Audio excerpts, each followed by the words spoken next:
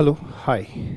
नमस्कार बेटा। मुझे देखने वाले सारे स्टूडेंट्स को नमस्कार। असल में कल की जो क्लास थी वो लंबी क्लास मैंने ली थी, पर लाइट बीच में चली गई, जिससे कि वो वीडियो जो है सेव नहीं हो पाई, क्लास सेव नहीं हो पाई। तो कोई बात नहीं, हम अब उसको शुरू करने जा रहे हैं। Let's start it.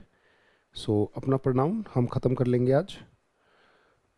और आपकी प्रैक्टिस के लिए मैं प्रोनाउन की, मेरे पास रिकॉर्डेड क्लासेस पड़ी हुई हैं पहले से ही, तो उनको दोबारा से करने की ज़रूरत नहीं है। मैं आपको पुरानी जो क्योंकि हमें तो क्वेश्चन डिस्कस करने से मतलब है, तो वो क्वेश्चन डिस्कशन की जो क्लासेस हैं वो सारी की सारी आपको मैं अपलोड कर दूंगा अनलिस्टेड करके, और आपके ग्रुप में लिंक आ जाएगा, तो प्रैक्टिस में भी आपको असिस्टेंस हो जाएगी। और शीट प्रोनाउन की मैं आपके ग्रुप में ही डाल दूंगा। तो स्टार्ट करते हैं बेटा, लेट्स स्टार्ट इट। बात हुई थी हमारी, शायद माई सेल्फ तक हमने बात कर ली थी। My self, your self, himself कहाँ पे आएगा, कैसे क्या क्वेश्चन बनेगा। अब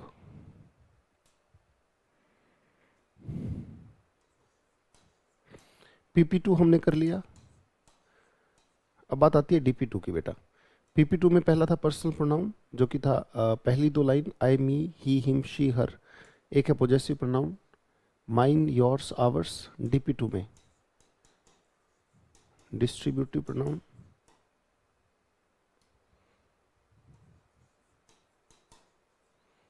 और डेमोस्ट्रेटिव।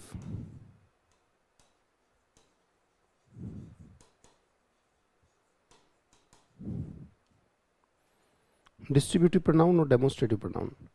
तो डिस्ट्रीब्यूटिव तो बेटा हमने कर लिया था। डिस्ट्रीब्यूटिव कौन सा है, जो आपने सिंटेक्स में ईच, ईदर, नीदर और एवरी वाली जो बात पढ़ी, जिसमें एक साउंड होता है कि तुरंत बाद चीज़ का नाम हो तो एडजेक्टिव, नहीं तो प्रोनाउन। तो आप सिंटेक्स वाली जो नोट्स हैं उनको पलट के देख लीजिएगा। ईच, ईदर, नीदर, एवरी जहाँ पे लिखवाया गया था, राइट। और एवरी के बाद चीज़ का नाम हमेशा आता है, प्योर एडजेक्टिव, प्योर डिटर्मिनर होता है। तो वो वाली बातें सारी की सारी आप एक बार रिवाइज कर लीजिएगा। डेमोस्ट्रेटिव मैंने नहीं कराया था। एक होता है डेमोस्ट्रेटिव प्रोनाउन, एक होता है डेमोस्ट्रेटिव एडजेक्टिव, और एक होता है demonstrative pronoun. D stands for demonstrative.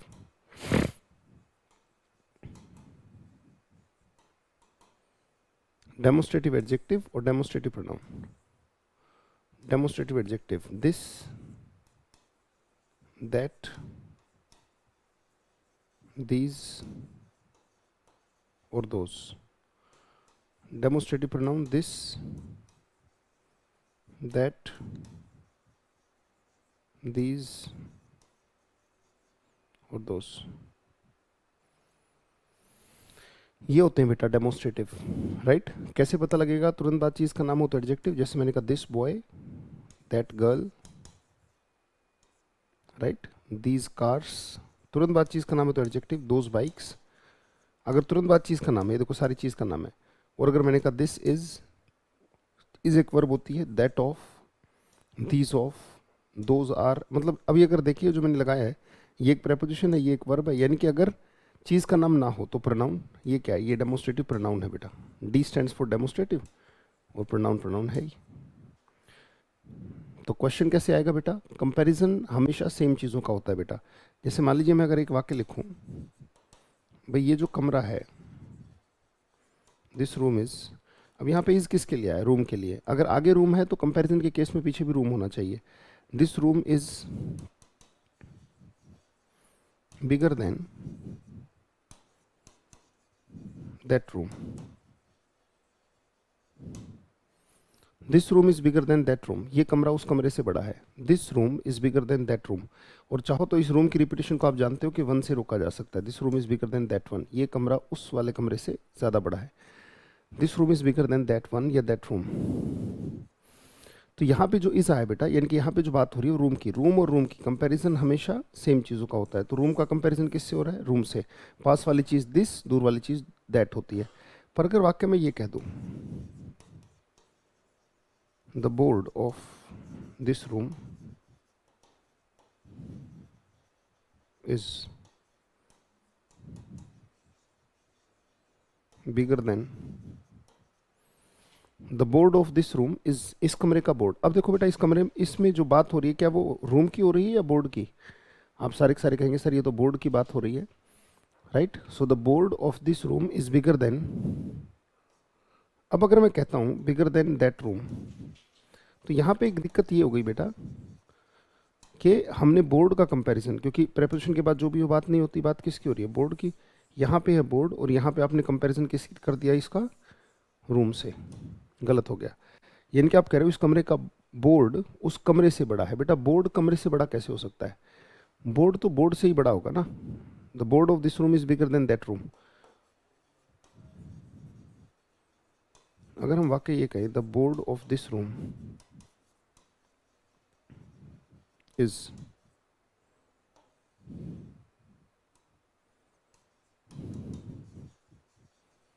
Bigger than,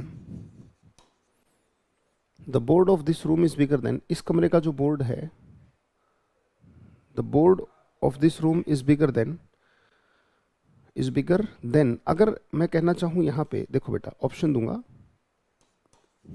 bigger than that room, ये तो हो नहीं सकता, यहां पे कुछ लगाना पड़ेगा। Option number A, option number B, दो ही ऑप्शन दूंगा। Bigger than the board of that room,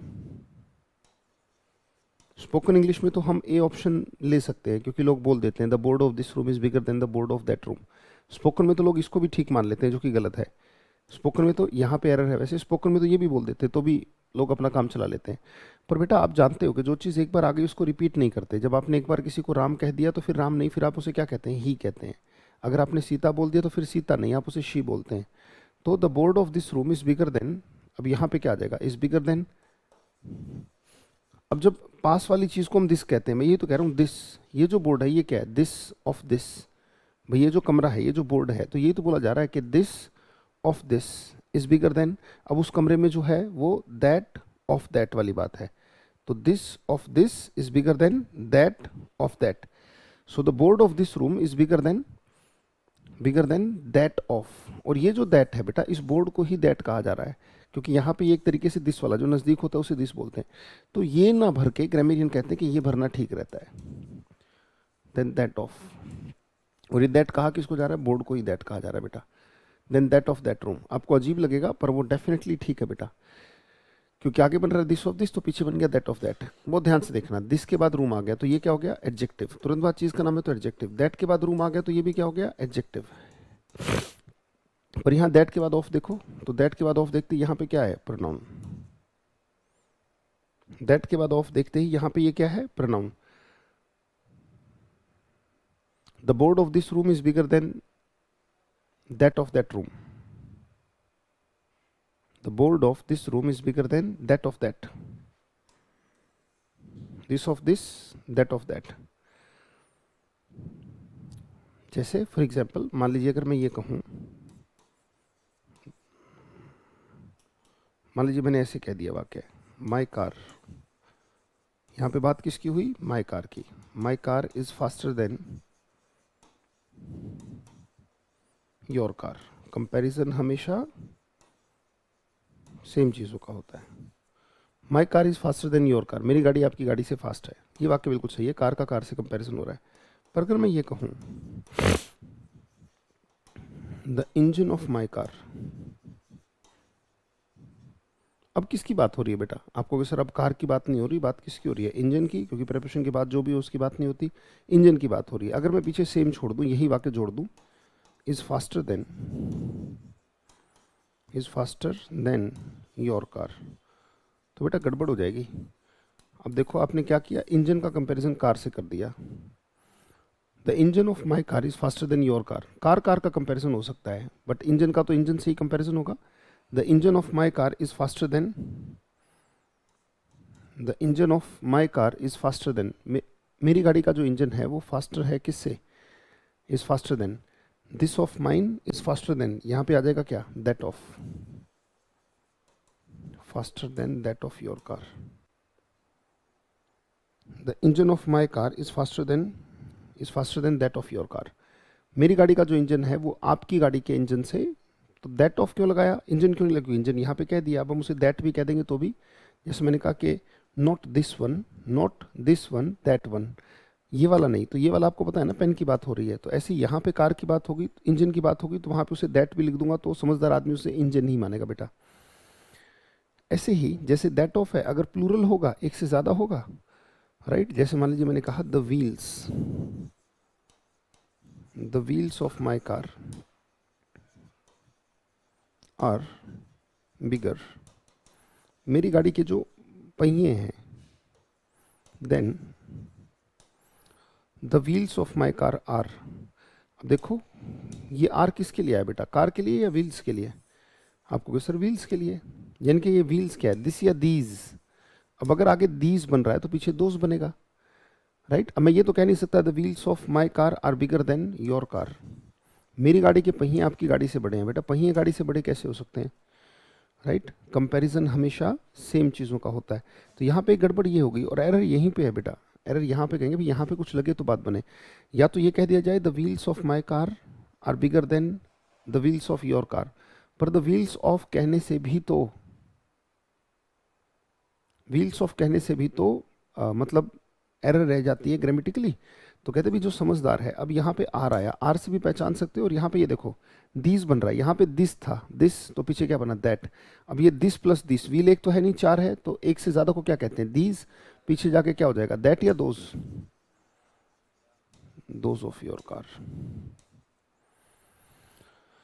the wheels of my car are bigger than those of your car. भाई मेरी गाड़ी के जो पहिए हैं वो आपकी गाड़ी के पहियों से बड़े हैं। The wheels of my car are bigger than those of your car. The wheels of my car are bigger than those of your car.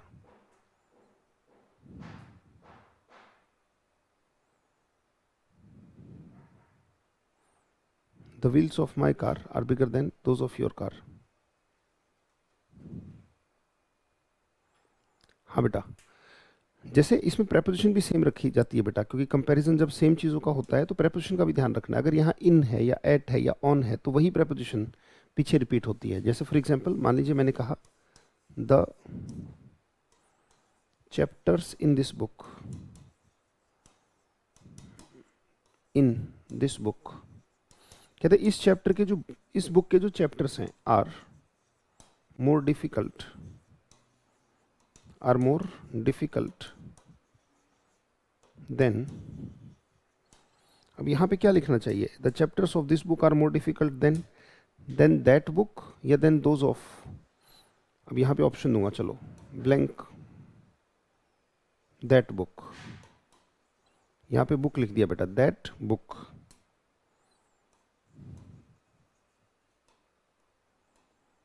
Option number 1, option number 2, option number 3. Then those of that book, those in that book,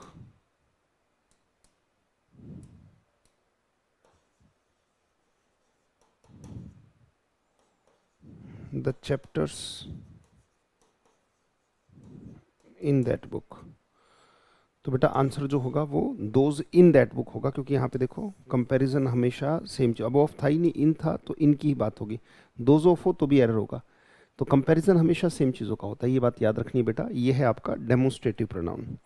demonstrative के बाद बेटा PP2 DP2, DP2 में फिर एक आ गया RP3। RP3 में एक है रिलेटिव प्रोनाउन, ये मैं ऑलरेडी करा चुका हूँ बेटा। कहाँ करा चुका हूँ, सिंटैक्स में।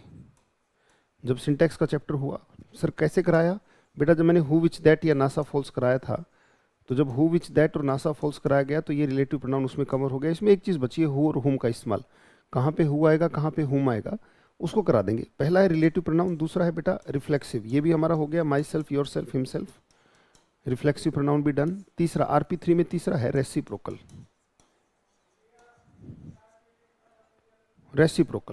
रेसिप्रोकल प्रोनाउन की अगर हम बात करें तो दो होते हैं बेटा।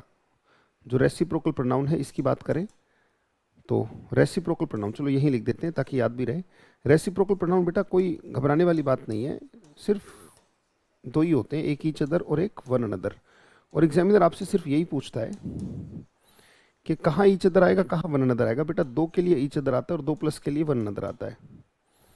अगर संख्या दो है, अच्छा ईच अदर और वन अनदर आता कहाँ पर है, ये रेसिप्रोकल क्या है, जैसा मैंने किया वैसा सामने वाले ने किया, राइट। जैसे वो एक सॉन्ग है careless whisper, we hurt each other with the things we want to say, यानी कि जैसा एक ने हर्ट किया और वैसा ही दूसरे ने भी हर्ट किया।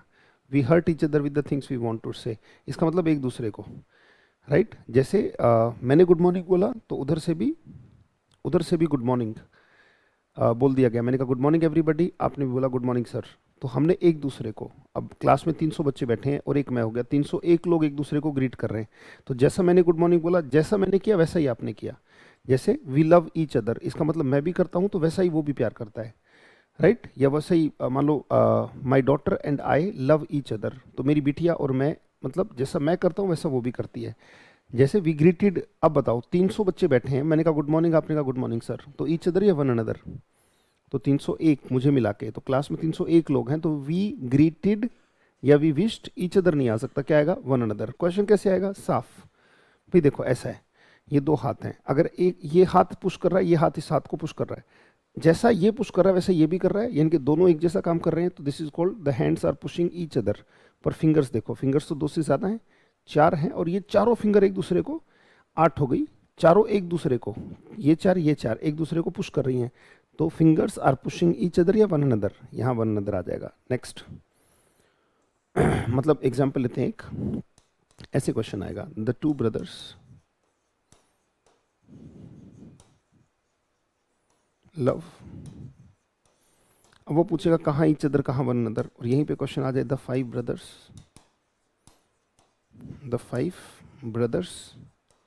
लव, तो बेटा यहाँ पे आप ईच अदर लगा दोगे और यहाँ पर वन अनदर लगा दोगे। The two brothers love each other and the five brothers love one another. The two brothers love each other, the five brothers love one another. Two brothers love each other and 5 brothers love one another. Each other or one another.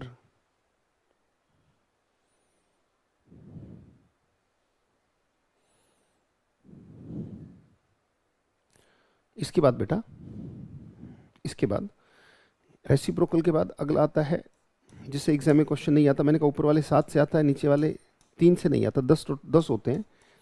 एक है indefinite,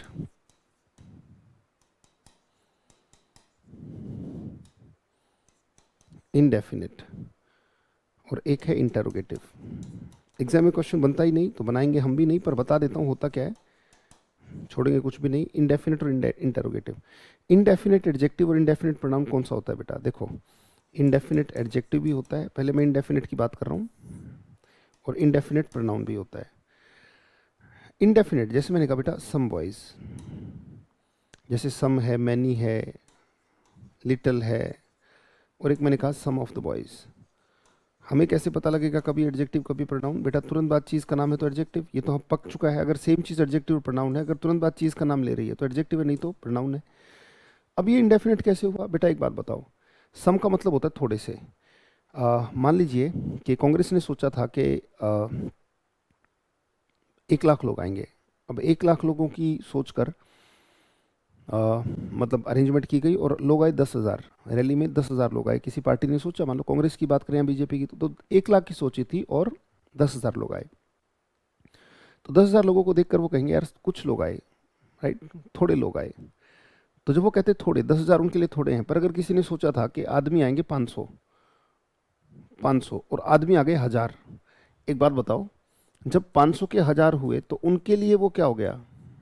वो ध्यान से देखना, fix नहीं है बेटा, ये आपकी सोच पर आधारित है, डेफिनेटली किसी ने डिसाइड नहीं किया, ये आपकी सोच पर आधारित है। जो एडजेक्टिव और प्रोनाउन आपकी सोच पर आधारित है। जैसे मैंने कहा कि सोच कर चले थे 1 लाख और आ गए 10,000, उनके लिए 10,000 भी कितने हैं? सम। और अगर मान लीजिए सोच कर चले थे कि 500 लोग आएंगे और आ गए 1000, किसी के लिए 10,000 भी सम है और किसी के लिए 1000 को देखकर वो क्या कह देंगे, और यार बहुत सारे लोग आ गए। उनके लिए 1000 भी क्या हो गए? मैनी। तो मैनी बॉयज और मैनी ऑफ द बॉयज, तो तुरंत बाद चीज का नाम है तो एडजेक्टिव। ऐसे बेटा ये इंडेफिनेट एडजेक्टिव और इंडेफिनेट प्रोनाउन होता है। अगर कोई पूछे क्या होते हैं ये, राइट, क्या होते हैं, तो साफ बता सकते हैं हम कि भैया वो जिसमें डेफिनेट संख्या या मात्रा निश्चित नहीं होती, that is called indefinite adjective and indefinite pronoun. Next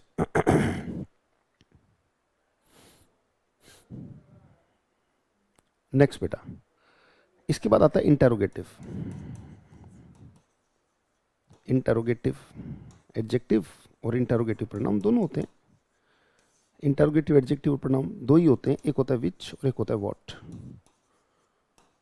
which और व्हाट।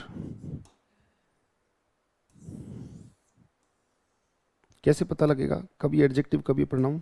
अगर तुरंत बाद चीज़ का नाम है, जैसे मैंने कहा विच कार इज़ योर्स, भाई आपकी गाड़ी कौन सी है। जो क्वेश्चन करने के, इंटेरोगेट माने क्वेश्चन करना होता है ना बेटा, जो क्वेश्चन करने के एडजेक्टिव हैं, जो पूछा जाए भाई कौन सी गाड़ी है आपकी, तो विच कार इज़ योर्स, तो विच के बाद कार आ गया। एक मैंने कहा व्हाट इज़ योर प्रॉब्लम, भाई तुम्हारी दिक्कत क्या है। इसके बाद वर्ब आ गया, ये चीज़ का नाम आ गया। Which car is yours, what is your problem. और ये क्या है बताओ, आप बताओ adjective.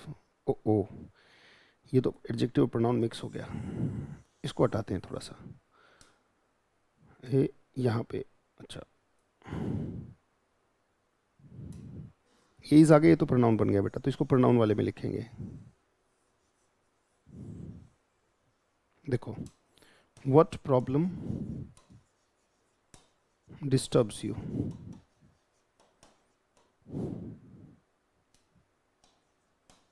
What problem disturbs you, कहते भी क्या दिक्कत है जो तुम्हें डिस्टर्ब करती है। तो व्हाट प्रॉब्लम, तो यहाँ पे भी चीज़ का नाम आ गया, यहाँ भी नाम आ गया, ये एडजेक्टिव है बेटा।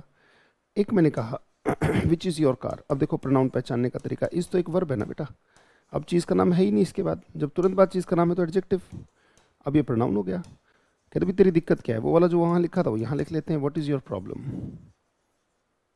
व्हाट इज़ योर प्रॉब्लम, कहते भी दिक्कत क्या है,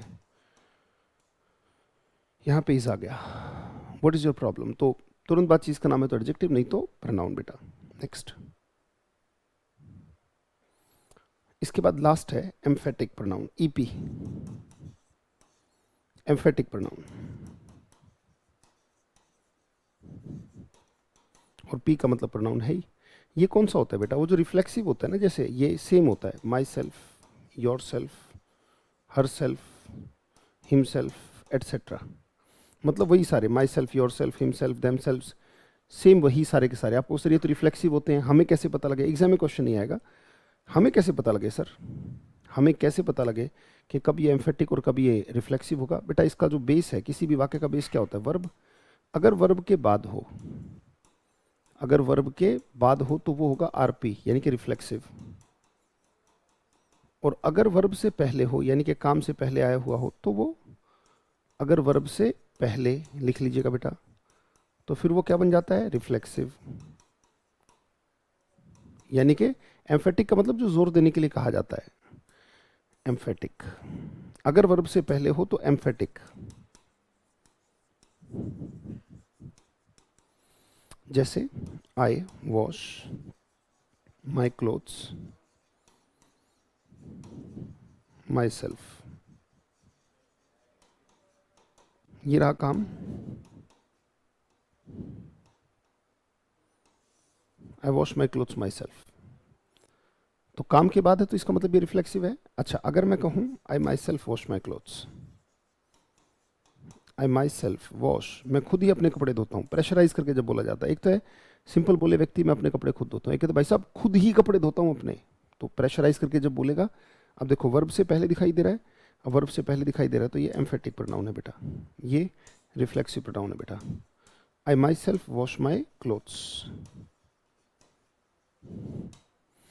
पहचान काफ़ी है, पर इसमें जो बता दूं कि कभी भी माई सेल्फ योर सेल्फ से कोई वाक्य स्टार्ट नहीं होता बेटा।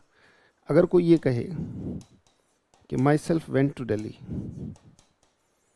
कि भाई मैं दिल्ली गया, तो ये नहीं हो सकता ना बेटा।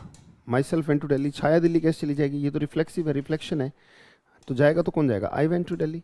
या फिर आप ऐसे बोल सकते हो प्रेशराइज करके कि मैं खुद ही दिल्ली गया था, कोई साथ नहीं गया था, अकेला ही गया था, I myself went to Delhi. तो माई सेल्फ से कोई वाक्य स्टार्ट नहीं होता बेटा, इसीलिए जो इंट्रोडक्शन में बहुत सारे लोग बोलते हैं माई सेल्फ अजय, ये गलत होता है बेटा, क्योंकि माई सेल्फ से कोई वाक्य स्टार्ट नहीं होता, तो इसलिए ये वाक्य गलत है। वाक्य होगा आई माई सेल्फ एम, या फिर सीधा बोल दो ना, सिंपल बोल दो आई एम अजय, या फिर एम्फेटिक बोल दो आई माई सेल्फ एम अजय। तो कब एम्फेटिक बेटा, वर्ब के पहले है तो एम्फेटिक, वर्ब के बाद है तो रिफ्लेक्सिव होता है। तो ये हमारा प्रोनाउन की जो है बातें रही। अगली क्लास में जो प्रोनाउन की है बेटा, ईपी तक हमने कर लिया 10 के 10, वो वाला डिस्कस करेंगे। 2+3+1 वाली जो टेबल लिखवाई थी वो अगली क्लास में हम डिस्कस करने जा रहे हैं।